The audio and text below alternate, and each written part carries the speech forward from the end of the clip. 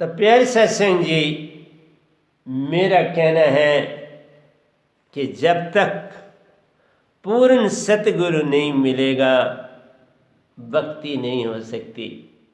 भक्ति भक्ति सब जगत बिखाना, भक्ति वेद कहीं बिरले जान। भक्ति वेद जानेगा वही जिसका सतगुरु पूर्ण होए। पूर्ण सतगुरु के बिना बात बनेगी नहीं। तुम लाख उपाय करो, लाख यत्न करो, बात नहीं बनेगी। मैंने पिछले प्रवचनों में सूरदास जी के विषय में दोहे लिखे हैं। उनकी जीवनी, उनका प्रेम आज संसार में जो सबसे बड़ी अडंबना है वो ये है कि हम प्रेम खो चुके। प्रेम कहीं दिखता नहीं, क्योंकि प्रेम आत्मा का अंग है, प्रेम मन का अंग नहीं है। जब तक आत्म नहीं जागेगी बात नहीं बनेगी।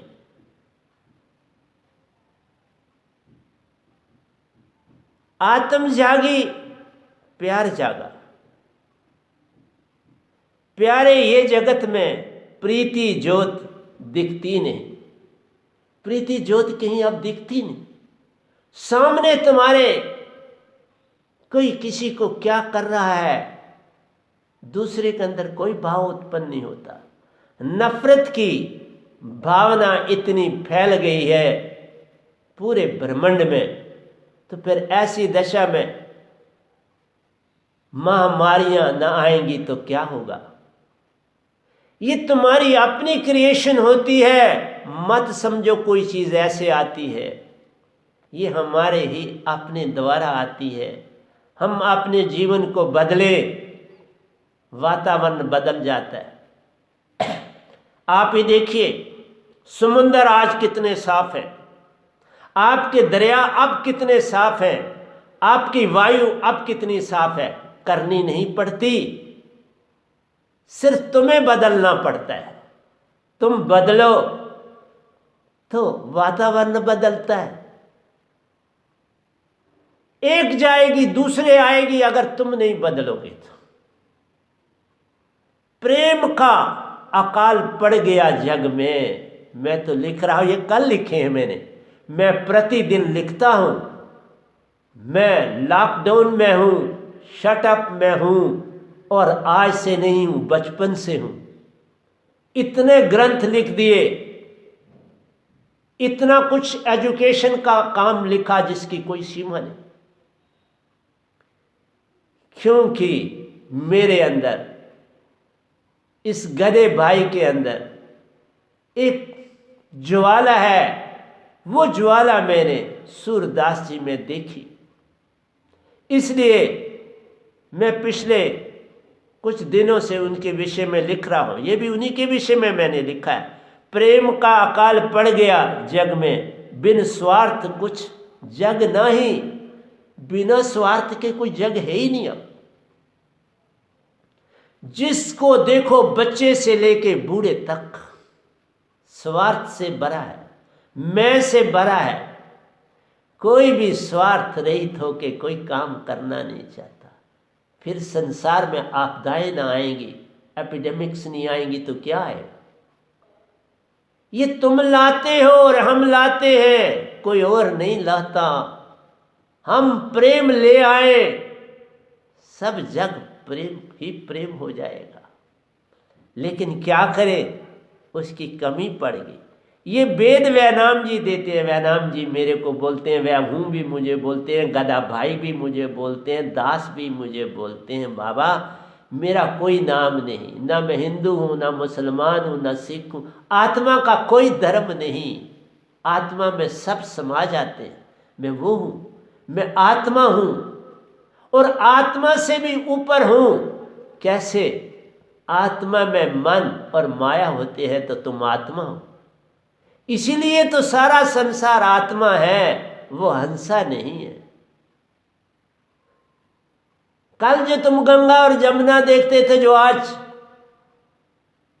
कोरोना से पहले थी, तो कैसी गंदी थी, आज एटमॉस्फेयर शुद्ध हो गया, लेकिन इंसान परेशानी में चला गया, लोगों के काम धंधे टूट गए, गरीब भूख प्यास से तड़प रहा है।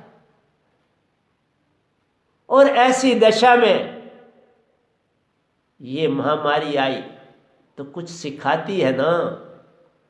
हर चीज जो आती है नेचर से वो कुछ सिखाती है। तुम सीख जाओ तो पार हो, ना सीखो तो रार हो। इससे सीखना है, तुम और नफरत बढ़ाते जा रहे हो, क्या बनेगा? नफरत से कुछ होने वाला नहीं, प्रेम से ही होता है। डॉक्टर कितनी सेवा कर रहे हैं, कितनी मेहनत कर रहे हैं, हमारे प्राइम मिनिस्टर कितना यत्न कर रहे हैं, कितनी सोच विचार में। तो प्यारे सत्संग जी, जानने की जरूरत है। ये वेद वैनाम जी देते हैं, सुरति का वेद कहीं नाही, सुरति को कोई जानता ही नहीं। सब कह रहे मन, अरे मन को तुम साफ नहीं कर सकते, वो बहुत बड़ी ताकत है, वो निरंकार ओंकार भगवान है। तुम उसे कैसे साफ करोगे? जब तक तुम आत्मा नहीं हो जाओगे तुम उसे नहीं निकाल सकते। आत्मा हो जाओ, सुरतिवान हो जाओ, और मन भी चेतन होके सुषुम्ना में जा समा जाएगा। सुषुम्ना मूल सुरति के अंदर सुषुम्ना भेज देती है उसको, मन और माया को। मूल सुरति, तुम सात सुरति का भंडार हो, 10 पवन तुम्हारे अंदर है, 7 सुरति स्थान है। सारे काम ये 7 सुरति तुम्हारी बॉडी के अंदर करती है, 10 पवने उसके साथ मिलके हर सफाई करती हैं। तुम समझते हो कि ये ऐसे चल रहा है, तुम्हारे हृदय में सुरति है और सतपुरुष पल पल तुम्हारे श्वासा में नृत्य भेजते। सुरति नृत्य के मेल से अमृत वर्षा होती है। तुम हंसा रूप हो बनते, सुरति चेतन हो जाती है। तो ये तब तक नहीं होता जब तक तुम्हें सार शब्द सुरत शब्द पूर्ण सतगुरु से ना मिले। ये पूर्ण सतगुरु की दात है। जिन जानिया तिन रंग माने, जो जान गया सो पार है, जो मन मान में रहा वो रार है। इसलिए तुम आत्मा बन जाओ तो फिर तुम्हें कोई कीटाणु तंग नहीं करेगा, कोई कीटाणु तुम पर हमला नहीं कर सकता। मुझे कोई बीमारी नहीं लग रही, कई सालों से कोई दवा नहीं खा रहा, कोई ट्रीटमेंट अपनी नहीं करता, मैं बस खाने का ध्यान देता हूँ साफ सुथरा और थोड़ा। इसलिए प्यारे सत्संग जी, अपनी आत्मा को शुद्ध कर, आत्म की महिमा जान लो तो हो गया भजन। मन और माया आत्म सो चले गए तो हंसा रूप हो गया तो हो गया भजन। हंसा रूप बनाओ। ये बाहर की भक्तियों से कर्म है, मैं नहीं कहता फल है। कोई चीज खराब नहीं दुनिया में, हर चीज 5 तत्व में समा जाती है और 5 तत्व भी फिर शून्य में समा जाते हैं और क़यामत हो जाती है। इसलिए प्यारे सत्संग जी, मेरा काम समझाना है, तुम समझो तो पार, ना समझो तो रात। तो मैं जो सूरदास हैं उनको बचपन में विलप मंगल कहते थे, मैं मंगल ही के से संबोधित करूंगा। मंगल कई प्रेम गीत प्यारो, चिंता मणि पर रचे और उसे सुनाए ले जान। कोई चिंतामणि को उनको पत्नी कहते हैं, कोई उनको प्रेम का बैल कहते हैं। तुम जो मर्जी समझ लो, पर मेरी निगाह में वो प्रेम का है। पत्नी से इतना प्रेम जब शादी होने से पहले आपका प्रेम होता है, शादी के बाद तुम उतना प्रेम नहीं कर पाते हो, ये रीत। चिंतामणि पर रचे और उसे सुनाए ले जान, वह जो गीत लिखते थे उसके ऊपर, और वो इतने खो जाते थे क्योंकि अगर तुम दुनिया की चीज़ों में पहले खोए हो तो तुम अपने आप आत्मिक बनो, पक्का। मैं उसी तरह बन, मैं जिस काम को लेता था मैं दुनिया भूल जाता था और उस काम को करता था। इसी तरह सूरदास जी प्रेम किया और वो बड़ा गहरा प्रेम किया। वो विषय विकारी प्रेम नहीं था, वो प्रेम ही था और वो प्रेम की सीमा तक ही रहे। एक गीत वे प्रायः ही सुनाया करते ले जान, ये वेद व नाम जी देते हैं मंगल की गीतों की महिमा जान। कि मंगल ने जो गीत लिखे हैं उनकी महिमा अगर तुम थोड़ी जान जाओगे तो तुम्हें, मैं नहीं कहता कि संसार का प्रेम, लैला मजनू हीर रांझा शशि पूनू, उनको क्यों याद करते हो? उन्होंने संसारी प्रेम किया लेकिन वो प्रेम स्वच्छ था, साफ था, सुथरा था, मैला नहीं था। मैल आए तो प्रेम गया। प्रेम न मिटने वाली एक तस्वीर है जो कभी नहीं मिटती। सतपुरुष हमारे परम पिता सिर्फ प्रेम है। निज धाम सारे का सारा, जिसमें ये तीन लोक, कोई जगह खाली नहीं, सब जगह हर ओर निज धाम है। परंतु ये तीन लोक में सतपुरुष ने ओंकार को वर दिया 17 चौकड़ी आयोजन का राज करने के लिए। इसमें शून्य तत्व डाल दिया और उसमें उनको डाल दिया और ये काम चल रहा है। लेकिन मैं ये भी बता दूं, कहीं वैर विरोध नहीं है, सब कुछ प्रेम भाव से हो रहा है, सतपुरुष के अनुसार हो रहा है। और मैं अपने सफ़र में लिख रहा हूं कि किस तरह से सतपुरुष मुझे लेने आए और निरंकार भगवान मुझे देने आए। तुम ना मांगो सब पा जाओगे, बिन मांगे मोती मिले, मांगे मिले न भीख।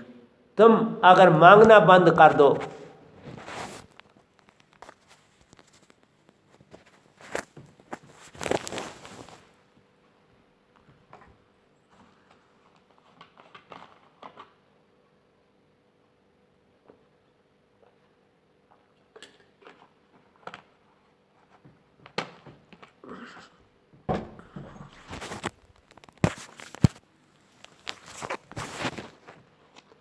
मांगने की जो प्रथा है वो छोड़ दो।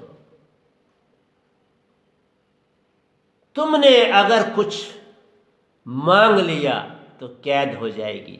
बस मांगने से काल के जाल में फंस जाओगे। जो मांगा तुम्हारी कैद हो गई। लेकिन ये भी याद रखो, जो मांगते हो तुम, वो तुम्हें अपने कर्मों से ही मिलता है, किसी और जगह से नहीं मिलता। जो तुमने कर्म किए वो तुम्हें मिलता है। हाँ, इतना हो जाता है, कुछ देर के बाद मिलना है तो पहले दे देते हैं। ये देवी देवता सभी यही काम कर सकते हैं। बाकी कुछ भगवान निरंकार के पास नहीं है, तुम्हारे हाथ में। तुम जो करोगे वो पालोगे। इसलिए मांगना किस लिए? सिर्फ यही है कि तुम्हें ये पता नहीं। तुम कहते हो मैंने मांगा और मुझे मिला। नहीं, वो मिला तुम्हारे कर्मों के अनुसार। तुम्हें नहीं मांगा, दे नहीं सकता मालिक, कुछ दे नहीं सकता। क्या करे, उनकी ड्यूटी नहीं। उनकी ड्यूटी इतनी है, चाहे 33 करोड़ देवता पकड़ो, चाहे 3 देवता पकड़ो, चाहे आदि शक्ति पकड़ो, चाहे खुद भगवान निरंकार पकड़ो, तुम्हें वो दे नहीं सकते। इसलिए क्यों मांगते हो? बस ये बात तुम्हें समझ में आ जाए तो भक्ति हो गई। मांगन मरण समान है, मत मांगो कोई भीख। तुमने खाना पीना समझ लिया मांगना। कबीर साहब तो इसमें बहुत कुछ कह गए। मांगन मरण समान है, मत मांगो कोई भीख। मांगन ते मरना भला, यही संतन की सीख। इसलिए कहा कि बंधन में पड़ जाओ, काल की लपेट में पड़ जाओ। और हर कौम, हर धर्म, हर इंसान मांग रहा है। मैं आपके सामने बैठा, मैंने एक बार बचपन में, जब मैं 10th में पढ़ता था, मैं कृष्ण भगवान का भक्त था, तब मैंने उन्हें कहा था, क्योंकि उस इंस्टीट्यूशन में, उस यतीम खाने में जो क्लास में अव्वल रहता था उसको 10th के बाद भी पढ़ाया जाता था। अगर वो पहले नंबर पर नहीं पहुंचा तो उसको इंस्टीट्यूशन छोड़ना पड़ता था। इसलिए मैंने उन्हें, मुझे सीन याद है, मैं कपड़े धो के आ रहा था और वो दीवार, श्रीनगर की बात है, निशात और शालामार के बीच में गुप्त गंगा है, वहाँ था हमारा इंस्टीट्यूशन था, बहुत सुंदर जगह थी। मैं एक दीवार के ऊपर चल रहा था, मेरे हाथ में कपड़े, खुद ही अपना वहाँ काम करना पड़ता था, मैं कपड़े धोए हुए थे और मैं उस दीवार पर चल रहा था। तब मैंने कृष्ण भगवान को कहा कि आप जानते हो कि मैं पढ़ना चाहता हूँ, तो मेरी पढ़ाई बंद हो जाएगी अगर मैं, क्योंकि मैं 9th तक बिल्कुल, मेरा और मेरे दूसरे का 1 नंबर का फ़र्क था, वो मेरे से 1 नंबर आगे थे और मैं 1 नंबर पीछे था। उनके 501 नंबर थे, मुझे अभी याद है, और मेरे 500 नंबर थे। तो वो भी कोई कारण था कि मेरे नंबर कम क्यों हुए, क्योंकि उस दिन मुझे, जिस दिन इम्तिहान दूसरे दिन था, तो पहले दिन मेरे सुपरिटेंडेंट ने मुझे काम पे लगा दिया। मुझे वहाँ खेती थी तो वहाँ पर नाली से पानी बाल्टियों में लेके तो सब्जियों को देना पड़ा। मुझे 5 बजे बुलाया गया और 8 बजे तक मैं पानी देता रहा। 8 बजे खाने की प्लेट पे जाना था, रोटी के लिए जाना था, घंटी बजी में खाना चले गए।